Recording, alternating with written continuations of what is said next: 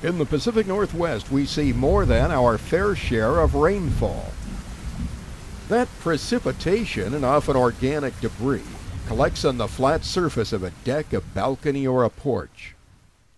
When a wet deck or a similar landing is in direct contact with the exterior wall of the home, moisture can wick up into the siding, and that might cause rot or other structural damage.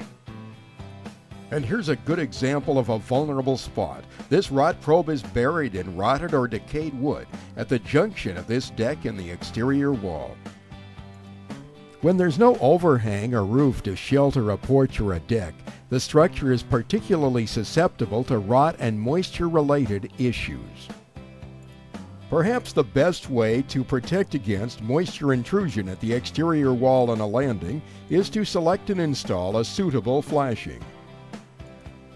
Usually, the flashing of choice is a metal L flashing. Such a flashing will fit over the top of a wood ledger board. That's the horizontal member that is usually anchored to the side of the house at a porch or a deck.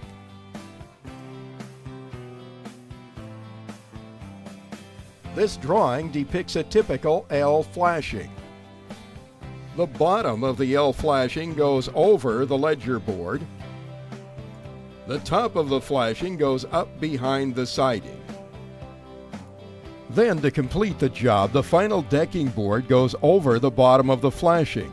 There should be a gap of about 1.5 inches between the siding and the decking, so moisture isn't trapped between the two surfaces.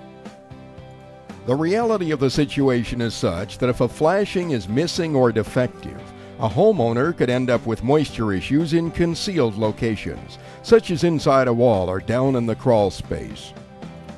Therefore, when a deck, a balcony, or a porch is being built, or if the structure is being repaired, good design calls for the flashing at the junction of the landing and the exterior wall, and when there's a ledger board, lag screws or bolts should be installed to anchor the structure to the house.